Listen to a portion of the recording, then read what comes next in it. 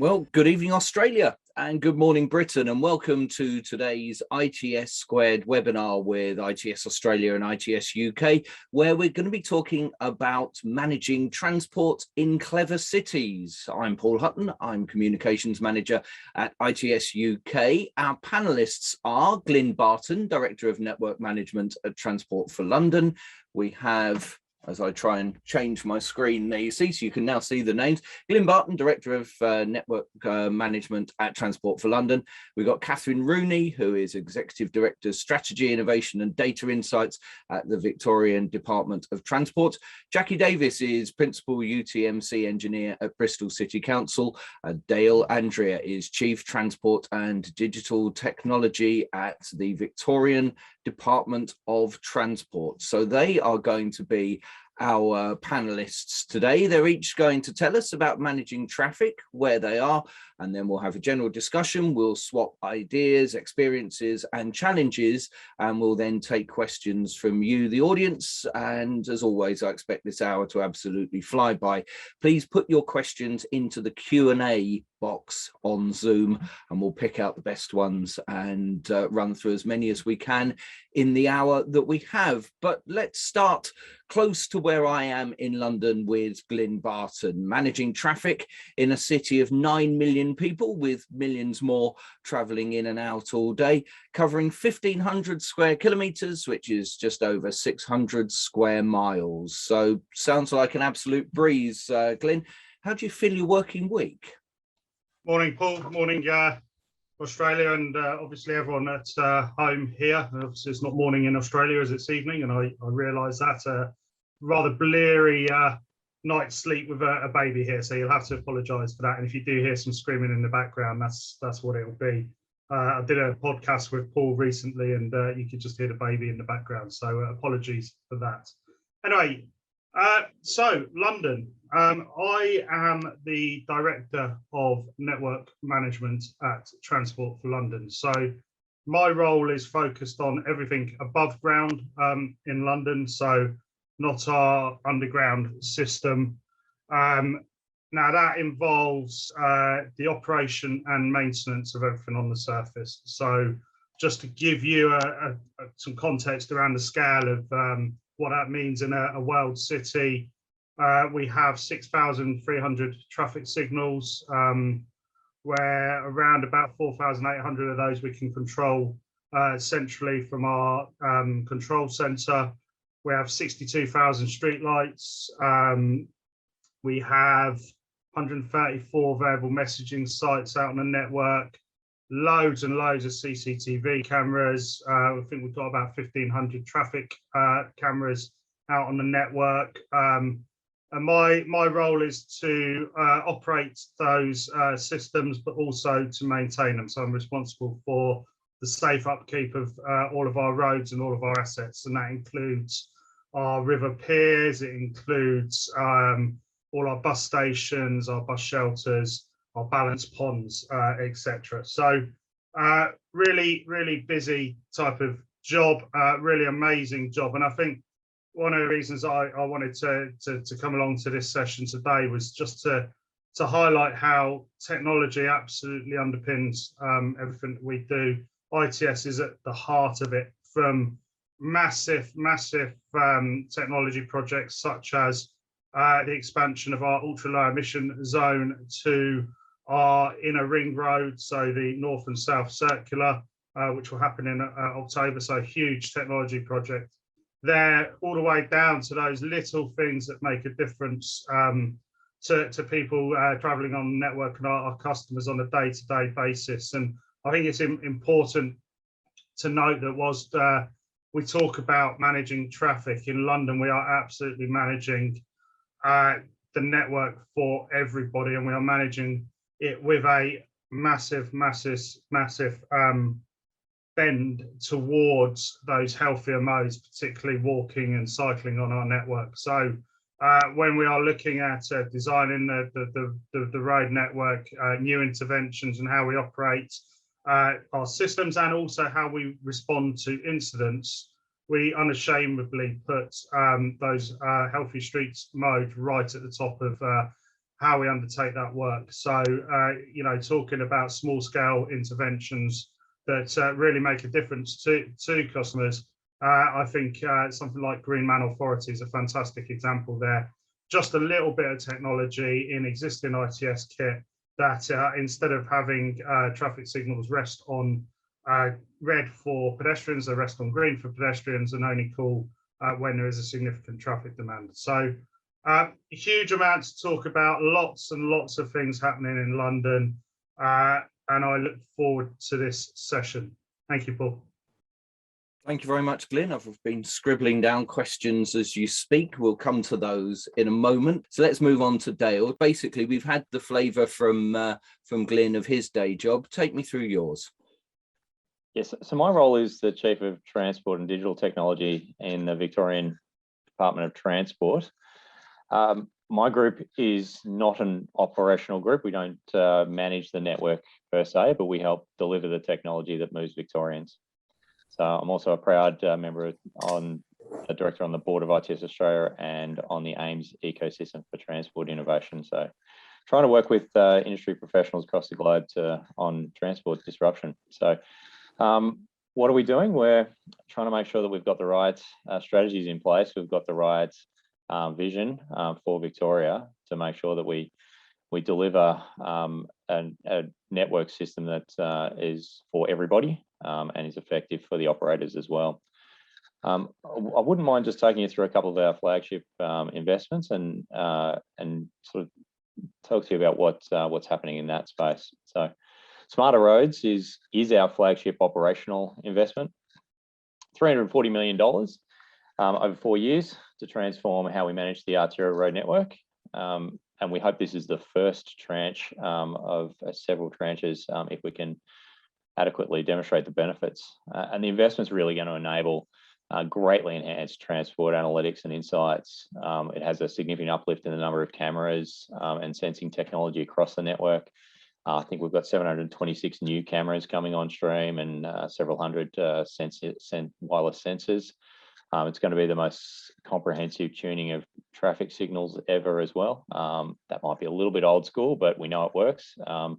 So we'll continue to invest in that. We're creating dedicated congestion management teams to actively manage key transport corridors and have greater incident management response and capability.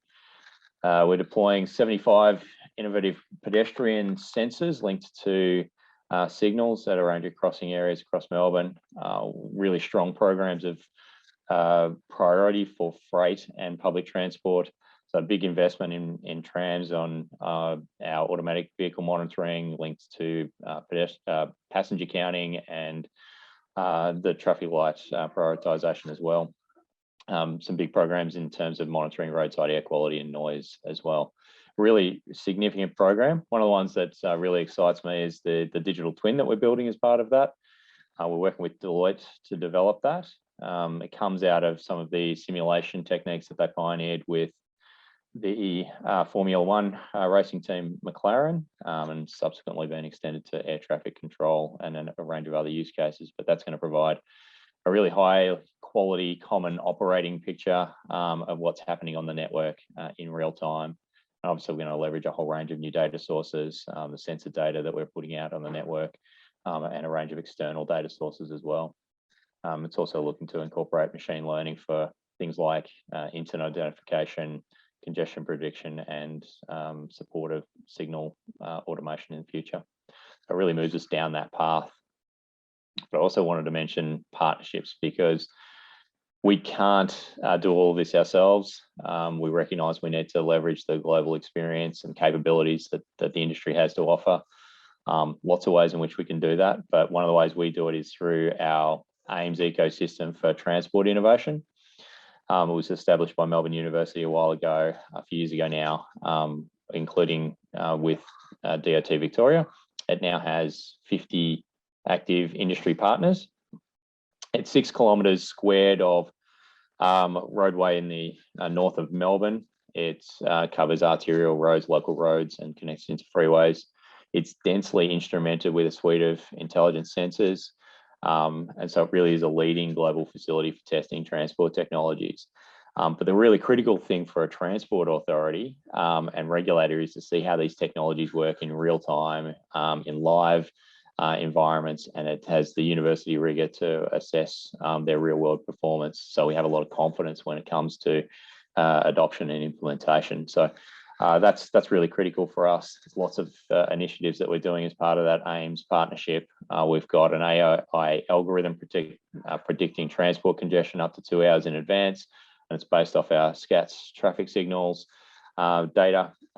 That's very imperfect, but it's still the prediction is very, very strong. It's accurate, particularly in that first 30 minutes. So we're going to continue to develop that with new data and really enhance that. But you can see the use cases for customer information, for optimizing and automating signalization. Plenty of other things we're doing, like Alexa's connected vehicle trial, looking at the challenges and infrastructure requirements in busy urban settings. And in that AIMS testbed, where we've got that highly censored environment, we're really going to be able to leverage that trial really strongly with a range of road safety scenarios that will play out, including how vehicles will interact with public transport.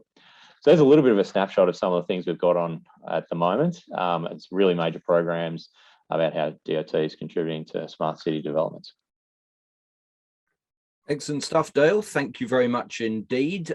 We will stay in Melbourne and now join Catherine. Catherine, you are Executive Director, Strategy, Innovation and Data Insights at the Victorian Department of Transport. How does your work differ from the work that Dale's just talked through, and how do the two of you work together? So we work extremely closely together. I wouldn't have any success in my current role without help. So I'll put that on the table straight up. I guess the clearest difference really is that I'm heading up an innovation program, which really gives the Department of Transport here in Melbourne a specific focus on innovation and a different way of working to solve transport problems. So I guess in that sense, it's very complementary to the kind of core business or BAU parts of the department that are attempting to deliver similar things. So the innovation program at the Department of Transport here is very new. We really only kicked off in February of 2020 last year, so just a month or so before COVID hit. We had real-time information for customers as one of our initial focus areas. So we had a very strong mandate from senior leadership within the department to do things differently and solve kind of thorny problems, if you like, and real-time information for travellers on Victoria's transport network was one of those big problems that leadership had identified that might benefit from an innovation approach and a different way of doing things. So we were already in that space when COVID hit. Obviously, I think probably in an experience that's shared across the world, Melbourne's transport system underwent a really significant disruption as part of COVID, and in particular, public transport kind of dropped off the scale in terms of patronage, and we had potentially very big problems with roads and congestion on our roads, and all of that's still very current today. So we were asked by government to kind of think of ways that we could inspire confidence and bring people back to public transport at an appropriate time. The innovation program was given kind of the hosting of that problem, if you like. So we brought subject matter experts from across the department, and Dale's team were a very big part of the work that we did and what we ended up delivering. But we were able to use an innovation approach and that sort of group and that context to do things a bit differently. So, typically I think when government's faced with a thorny problem, they will go to a trusted provider and seek, a very quick turnaround and a solution to a complicated problem from someone that they've worked with before and they trust. Because we were using an innovation approach, we did an industry challenge. We went out very quickly with a lot of support from our procurement people. We went out to an industry challenge. We had, I think, 41 expressions of interest, people pitching to us. We eventually landed on a group of 4 private sector providers that we were able to work with really, really quickly to deliver a capacity indicator on metropolitan train. So that was something that normally I think would take a little bit longer, but because we were using a kind of quick and dirty innovation approach, if you like, we were able to do that quite quickly. And so it complemented the way that the department works in other areas. I think the other thing that we did that was potentially a bit new was to partner with Google. So we've obviously got our own internal channels that we use to communicate with the travelling public. Part of this capacity indicator, we created an internal government branded product called Ride Space, which had some penetration in the market, but really the big bang came when we partnered with Google, and we were able to, through their Google Maps capacity, get information about crowding on trains out to a lot more people. And so it was a bit of a first for DOT, and we're building on it now. And with Dale and others, we've got pretty big plans around open data and how we can use that to facilitate a mobility as a service-like experience. And so we're trying to build on the COVID crisis, if you like, to give a bit of momentum to doing things in a different way. Excellent stuff. Thank you, Catherine. We'll come back with some thoughts from you in a moment, because I've got a couple of questions I've scribbled down for you. And remember, anyone who's on today's webinar, feel free to put your questions into the Q&A. Let's now move to Bristol. Now, the UK is an interesting country, because we've got one major city and then lots and lots of much smaller ones, and one of those smaller cities, but still very significant and kind of the capital of Western England, if you like, is Bristol. It's got a population of just under 500,000, but with the sort of greater area of commuters into the city, you've got lots and lots of people travelling in and out. So Jackie Davies is principal UTMC engineer for the city of Bristol, and she is going to pop up on our screen in a moment and join us. And Jackie, welcome along to the webinar. You've heard the solutions in bigger cities. How does this compare to your experiences? I think it's quite interesting because we just do everything the same, but on a much smaller scale and with absolutely no money. So it's really it's quite amusing listening to the number of signals you've got and the size of your budgets. I find that quite amazing. I run the traffic control service, which is sort of a microcosm of what Glynn does in London. I'm responsible for 300 sets of traffic signals and another 150 that are on a remote monitoring service.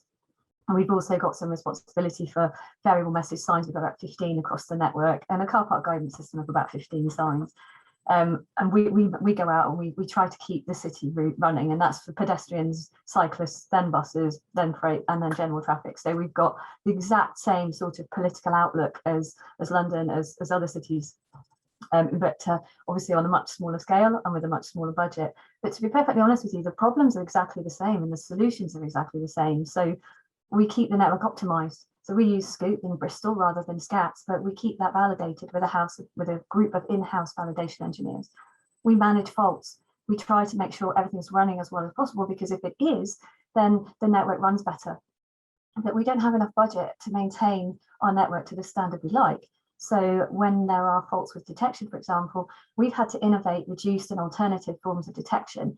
We've pioneered redeployable Scoop detection because it's impossible sometimes to get in and recut a traditional loop.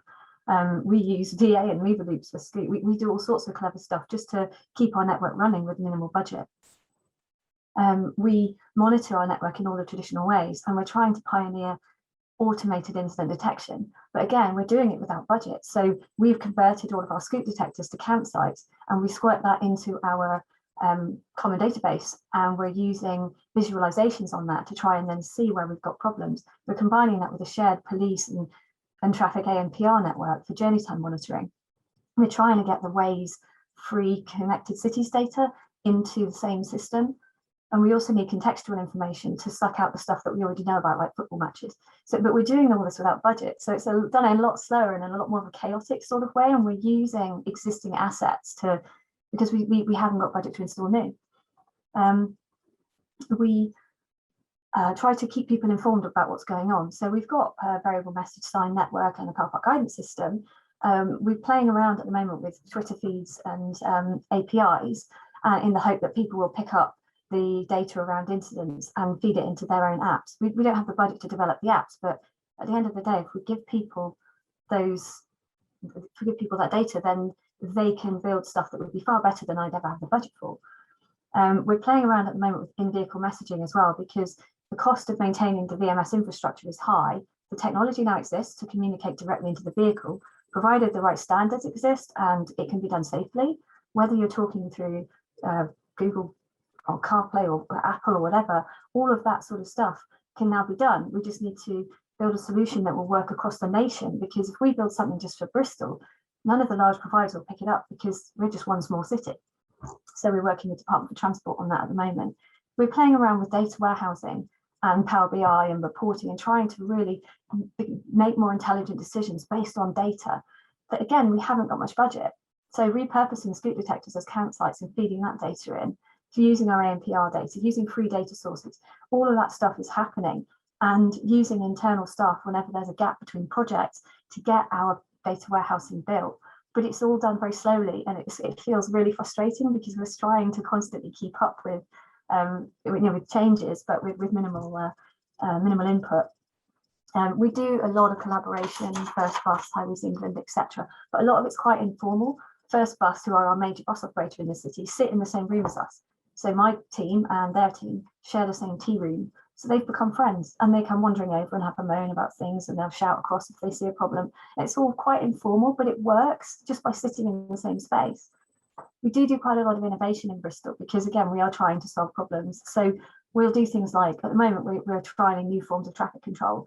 So there's some technologies emerging that will replace Scoot over the next 5 to 10 years. And we want to understand what those are, how well they work, and how we might go about writing a procurement that gets us the best result. We're working around taking in bus data and using that to drive strategies to improve things for buses in terms of journey time reliability. So we're building a bus information module working with our partner Siemens. We've played around with redeployable temporary signals. So we've got signals in Bristol that there's 2 suppliers that we've worked with who can provide us with UTC controllable temporaries, so that instead of having the problem of temps being plonked in the middle of a UTC network, we can now take control of those signals if the local civils companies or whoever it is that's putting them in are willing to use them. We support that. So we're trying to get into the world of modelling, but there's never been budget for us to do that. So I'm very jealous of your digital twins over there. But that's the sort of stuff that we're doing, but we're doing it in a very different way because we are doing it on a completely different scale. So I hope that gives you a bit of a flavour for what we do, and please ask any questions that you've got. Thank you very much indeed, Jackie. Jackie, as the smaller city, don't turn your video off yet. And in fact, if all our panelists could now adorn the screen with themselves as well, please. Jackie, would you consider Bristol a clever city? Yes, definitely. We've managed to, in a small way, copy what London have done with a fairly significant budget, and we've done it with almost none. UTC controllable temporary traffic signals were first tested in Bristol. We did it before anybody else because I was working with the provider who was developing them, and I was the technical expert that helped them develop the UTC interface. So by leveraging the sort of reputational benefit of being an industry expert, I'm able to bring trials to the city and get stuff off the ground. We've got quite a big innovation team that tries to bring funding in. So we're doing some quite interesting 5G trials at the moment around what can we do with 5G and traffic signals, detection, mover, that sort of thing. So we are quite innovative, but obviously my particular department frequently doesn't have the budget to take things forwards that we'd really like to. Well, it's I've put into the chat, you mentioned the in-vehicle messaging that you're very much leading the research on, along with what's now called National Highways, a sort of main roads for England body, and also the County of Oxfordshire. So I've just put that news story into the chat for you to have a read at the end of the webinar, but you can click on the chat and open that in a window for later on. I was really interested, Glynn, in something that Dale said about the comprehensive tuning of traffic lights that Melbourne is undertaking. He said it's kind of old technology, but it works. If you'd had your screen on at the time, I would have imagined to see you nodding furiously in agreement, because you are really, really hot, more than anyone else I've spoken to, on trying to get every last bit of efficiency out of your traffic signals with your Scoot network, aren't you? Yeah, absolutely, Paul. I think I can agree with what Dale said more. Just give some context behind it. I mean, I joined TfL 20 years ago, and I was brought in as a trainee traffic engineer to undertake the review of traffic signals. And we've really seen the value in that. From doing 100 a year, we need now review 1/6 of our traffic signal stock every year for the timings, scoop parameters, do a phase-based design on all of the signals, just to make sure that we're getting the most out of the kit that we have on the ground before we make the case for investment in new stuff. And whenever we have anybody come to talk to us, any city around the world come to talk to us, any authority, the first thing I say is, don't go searching out the big bucks for major technology investment. Make sure you're getting the most out of what you've got on street already, because actually you can squeeze a huge amount of benefit out of it just by putting the right people with the right skills on it. Yeah, and it's interesting also what Dale mentioned about digital twin, and I was particularly I smiled about McLaren, Dale, purely because when I try and explain to people what a digital twin is and they don't quite get it, the way I get them to understand it is to say, well, have you or your kids got the F1 game? And they go, yeah. And I said, well, that's a digital twin of a Formula One circuit. You can drive around Albert Park in Melbourne and it looks exactly the same as it looks if you were driving it for real. And they go, oh, right, I get it. So I'm quite chuffed that McLaren were actually involved in building your digital twin. I'm interested in what you're then using that for modeling wise, and how important the actual modeling is to do things virtually before you actually do anything on street. Yeah, look, great question. And I think it's important, firstly, to recognise we're pretty early in our journey around digital twin. I think we kicked that off about 2 months ago, so it's going to take a while for us to develop. But yeah, absolutely, as you say, Paul, it's the digital representation of your network and being able to apply data across that and run simulations that allow you to see what the likely outcomes will be, given a range of circumstances, temporal and spatial spread of incidents and things like that, and then be able to model what you would do in terms of actions against that, and you can test those actions before you actually put them into place, and you can do that very, very quickly to make sure that you're doing something and you understand what the network impacts of that is likely to be. So it's going to take us a while to build that out to that level of competence, but we're certainly making a pretty good fist of it, and the new sensor information that we're putting in place at the moment will drive that pretty significantly. Plus better use of our data as well, understanding exactly what's happening in real time on our network, that situational awareness that fuses a range of different data sources together to get that best picture of what's actually happening at a point in time. We'll take that forward as well. But I do see it as the platform for us to start driving towards more automation in what we do, and certainly the use of machine learning and AI.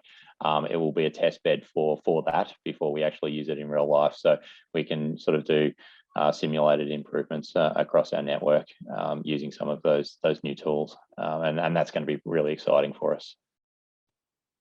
Dale, I agree. It's really, really exciting. I think we've had a digital twin on our traffic data for some time now, and it's proved invaluable. Actually, I just recently were able to use it to go back to a supplier who was giving us some data, and we thought it was a little bit dodgy in terms of what they were showing, and we were able to use a digital twin to highlight that. So it's really, really quite important. I think also.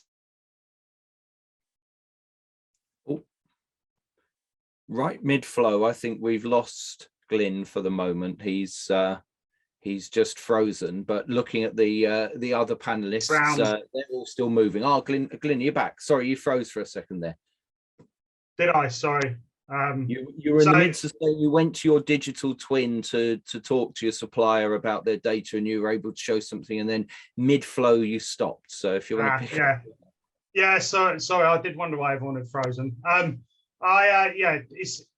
So we had the digital twin. We're able to use that to show new supplier data that actually there was a discrepancy in their data, which was really useful. And we wouldn't have been able to do that if we didn't have the digital twin. Also, think that simulation of future changes on the network is something that's really important.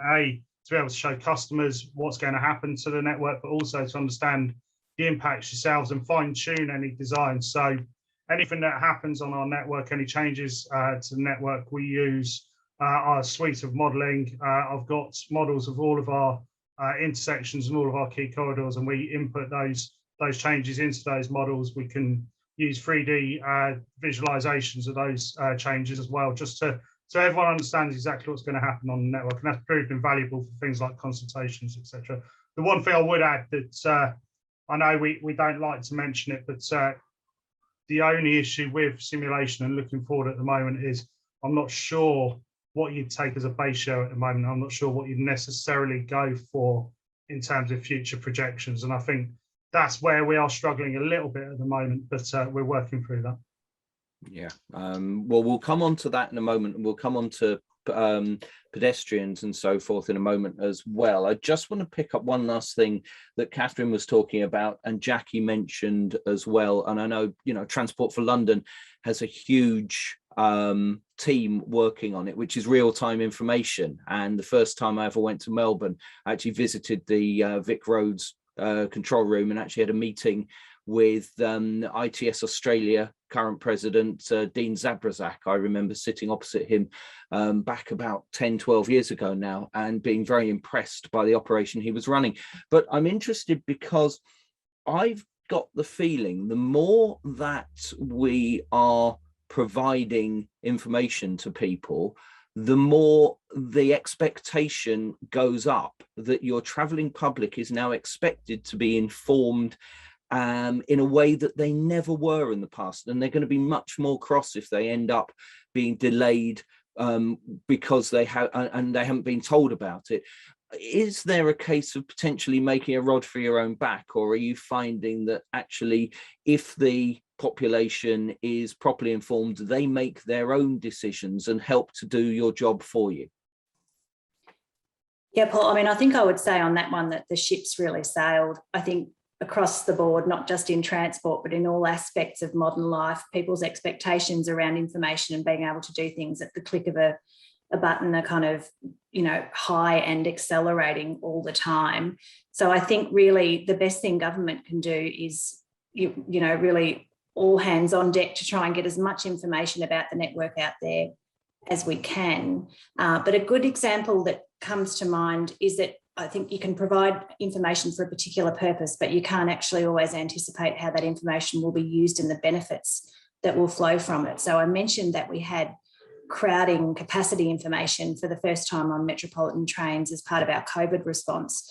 We actually got really strong feedback from police who were using it to actually work out which services they should actually monitor more intensively because there was more likely to be more people on a particular service. We got feedback from women saying they were looking at it to work out where would be a crowded service that they could travel on because they wanted to be surrounded by people versus travelling on a train that was empty, and feedback from people in a wheelchair saying we use it to work out where we're going to have room to put our wheelchairs. I think government really just needs to get the information out there and people will take it and run with it to meet their needs. And you can't always anticipate and tailor things. You're just, I think, better off going for it. You know, more is better in terms of real-time information and letting things happen from there.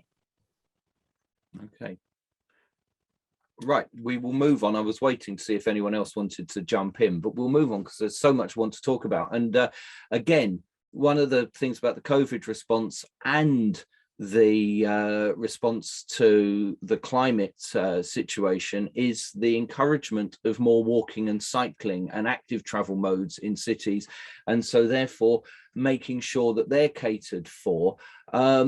In London, for example, there are now lots of low traffic neighbourhoods, so actual complete streets have been blocked off, so only residents can actually go and get to their houses, and sometimes they have to go quite a long route round. How has that over the last 18 months impacted on what you do as a job, and how much technology has been needed and has been vital for it? I'm not sure who'd like to pick up on that first. Shall I start as the type of hotbed of LTNs and low traffic neighbourhoods? And actually, I think the one thing I would say is that our journey in London towards healthier streets started well before the pandemic.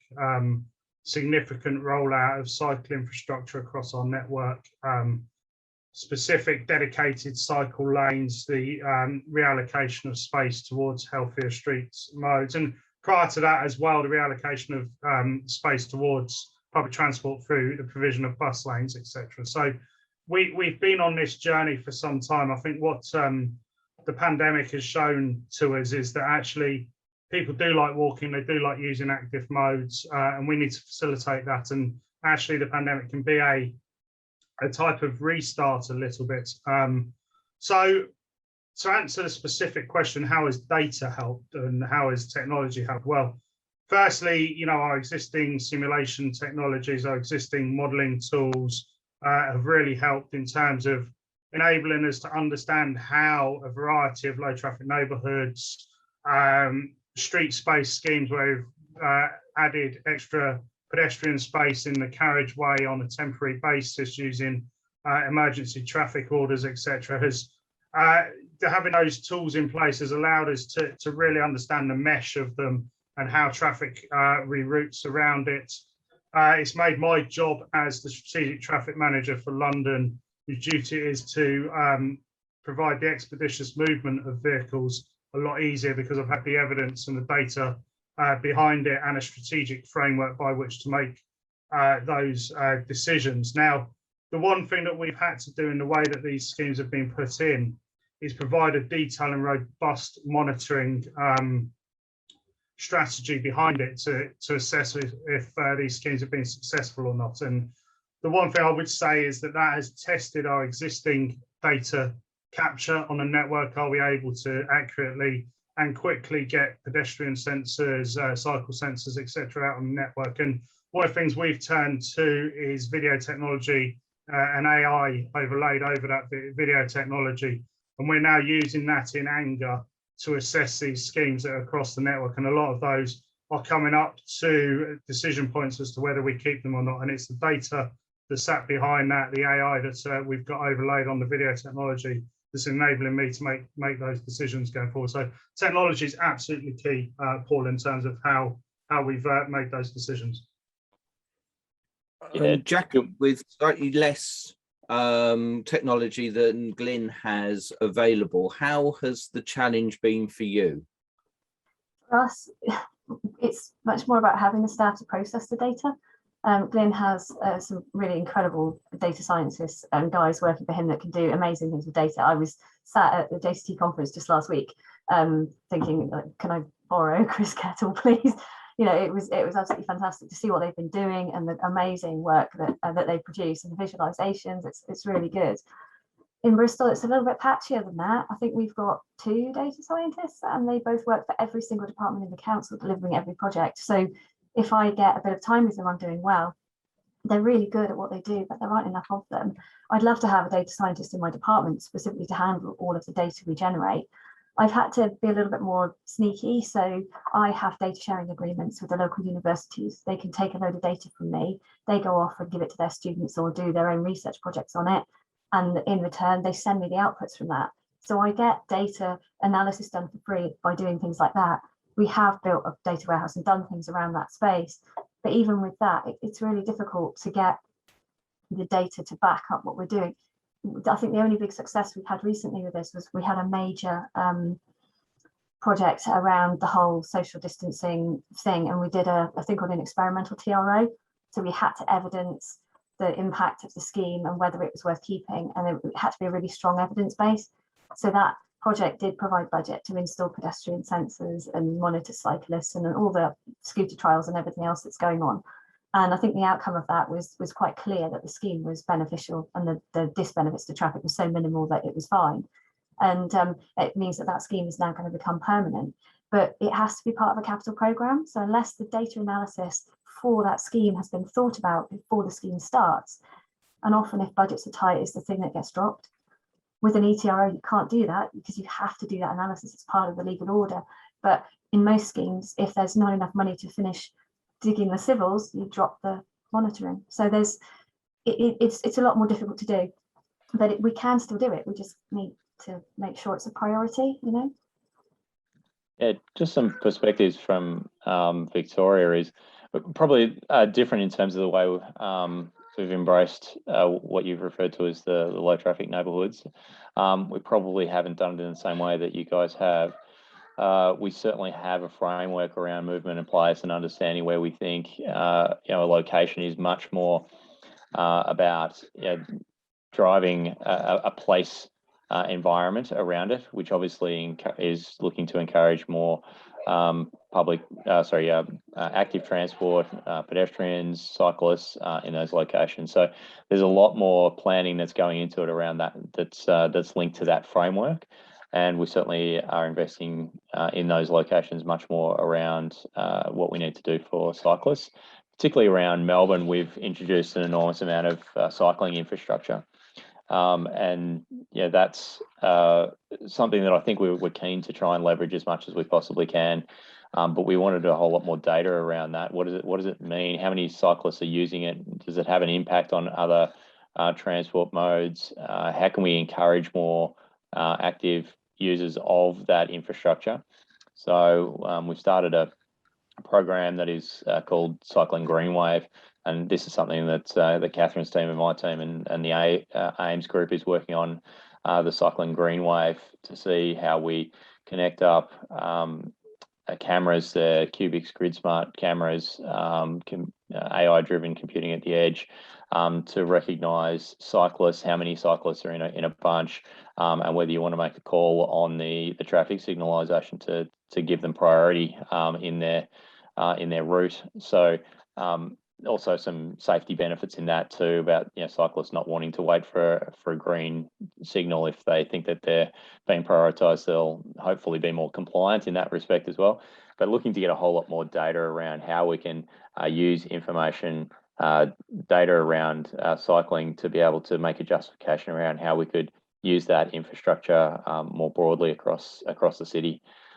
Pedestrians are very similar as well. You heard me talk a little bit around the rollout of pedestrian smart crossings, and we've already been doing some of that, but certainly the rollout much more broadly through smarter roads will be advantageous for us. And again, that's being able to assess the mass of pedestrians at different locations and how many people are there, how long they take to cross, so that we can adjust traffic signalisation to get the right throughput for pedestrians. So there's a lot of things happening there that really starts to prioritise that active transport modes. I was just going to jump in there, Paul. Yep, carry on. I've butted in. No, I was just going to add to what Dale was saying, because obviously as a transport department, we are always looking for ways to increase mode share for active transport, right? And in Melbourne, I'm sure this was experienced in other cities, we had a phenomenal increase in cycling through our lockdowns of last year and this year. And a lot of it was recreational cycling on the weekends with the family and what have you, but how could we translate that into more of a travel-focused movement, if you like? But we've recently had a lot of interactions with our local city council, City of Melbourne here, and they are facing an enormous challenge in terms of getting people back into the CBD. So obviously it's a commuter city and lots of people are working from home, offices and all the rest. And, pop-up bike lanes was a big part of our COVID response in the CBD to try and, provide a safe individual mode of transport, if you like, that didn't involve getting on board a crowded train. But that takes road space, takes it away from not just traffic, but also things like parking and, parklets, these new dining, allocation of space for dining in the city, which is very popular and the only way really that a lot of those businesses are going to survive. So it's really forced us to look a bit differently from a transport department at some of the trade-offs. You assume any active transport is good, but actually it's really making us try and quantify one need versus another. And it might, I think you can potentially go too hard on the behaviour change in an environment where the city just needs to get people in there and get them active in the city again, one way or another. So it's just been an interesting trade-off and a complex one for us to think about. Glynn, you've got your hand up. Yeah, I was just going to come back a little bit on what Dale was saying about technology around signals for healthy modes, and I saw a question in the chat bar about PedPal as well. I think our direction in London is to automate as much as possible. Not everyone has access to the right apps and the right technology to communicate. So we try and undertake the automation for those people who are slower at crossings. We have on-crossing extensions to enable that to happen automatically. We also have pedestrian scoot to enable us to vary the green person time at crossings, and we have cycle scoot to enable us to adjust the offsets between traffic signals for cyclists, the amount of green time that cyclists are getting, and just to ensure that they get smooth progress through our cycle network. And we'll be rolling that technology through to the next generation of scoot in the Fusion product that we're developing. But the last thing I would say is that whilst you have that technology, it's not often seen by people. And our most successful, I think, traffic signal change that we've made recently has been the change to the aspects that we've made. So not just having green men out on the network, having green women, and having diversity signals. And they're the things that actually people see and really notice on our network, and you get the buy-in to those technologies on the network. So that's what I was just going to add. Cool. Thanks so much, Jackie. Yeah, for me, it's back to basics, quite honestly. The new technologies, the big developments, the changes, the ways we can innovatively use the technology are all great and they're all really essential. But it's all a bit pointless if your detection's faulty and your communications is offline and half your network is hanging. The first thing we did in the city, and we looked at the way our network operated, was, does everything work? You know, get the sites talking back to the urban traffic control system, get the scoot model validated, get the detection repaired, get it to a point where everything is good. Jumping straight into the really, really whizzy technological stuff, your sexy schemes, it's a bit cart before horse if you're not careful. So, you know, figuring out how to maintain your detection, figuring out how to get everything working and validated first, and then stepping in with these other things. We've done pedestrian priority because we've got our network validated. We've done bus priority for the same reason, but we didn't do that first. So if you want quick wins, have a look at what you've got in your network that works and what doesn't, and figure out ways to get that stuff fixed, because that's your easy quick win. Thank you. One thing I'm really proud of at ITS UK is our inclusivity forum, where we are there to support inclusive mobility. And it's basically the idea that whenever you start any sort of transport scheme, you've got to make sure that everyone is included, or otherwise you will unwittingly exclude people. Kerry Willis asked a question about it in the Q&A, and Glynn mentioned PedPal as one example. Very quickly, because we're almost out of time, and I want to come to one other question before we finish up. And we could, talk for hours on this. I don't think we've even really scratched the surface. What other technology is being used, and what can we use to support the most vulnerable people using our networks? I'll jump in for a start, but there's so many different approaches that we can take in this. If I first go to the way we deliver information out to our customers and travellers, making sure we're designing in the right way, human-centred design, looking at making sure that we're being inclusive for all, the accessibility ratings are done, that we understand exactly what we need to be delivering in terms of those services. There's a lot of things that we can look at in terms of trams, providing and other forms of public transport around how you provide information to people about exactly where they are and on their journey, what their next stop is. Some things that we can get directly into the hands of users that allows them to make the choices that are good for them. So information around accessible stops and locations and services that they can access are all really important tools. We have a lot of that. We've developed a lot of that in our Public Transport Victoria app as well. So I think there's a lot of advancement there. But then, of course, you can move to the network technologies and making sure that we're looking out for people that have different challenges, video technologies. We have some challenges in relation to that in terms of privacy around our ticketed areas within our public transport and what we're allowed to do with cameras. But certainly some of the pedestrian camera technologies and making sure that we're catering for people who are slow walkers and maybe have some disabilities that we need to make sure that is supported in terms of their crossing and the technology that drives that. So a lot of things, but I'll leave it to others to have a further chat on that one. It's a really big topic, this one, isn't it? It's a very difficult one to just quickly answer. There's all the usual stuff, drop curbs, tactile cones, all the stuff on street that you physically build that's just built into the standards. But I was really interested in what Catherine said earlier about the way that the busyness of public transport data is being used. We've been talking a lot in Britain about the use of public transport by women, about women's safety and travelling at night, and all the stuff that we're doing about trying to promote public transport and active travel, and how that intersects with the safety of vulnerable road users. And little solutions like how many people are on the bus and how people choose to use that to make sure that they're travelling when there's a crowd and they feel safe. That's fantastic. That kind of stuff. It's outcomes that are sort of sideways to what you expected, but it's really good. So I think there's a lot more we can do in the whole thing of trying to make sure that people are safe, that information is provided to vulnerable users so that they know where they're going and what to do when they get there. Even little simple things like the Bluetooth push buttons, so that blind people with guide dogs don't have to find the push button. That kind of stuff makes quite a difference, and I think it's considered important enough by many people installing schemes. So there's a lot there. It's a really big topic.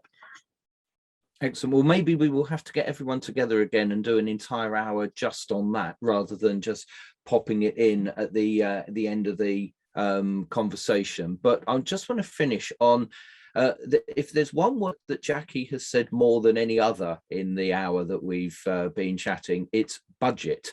And Richard Dolphin came up with a good point, which is how we can best use the business or the data we have to build business cases. So we're not just saying, oh, it's going to cut congestion, but that kind of produces the fairy gold that helps the economy, but you never actually see your investment come back as a plus on your balance sheet.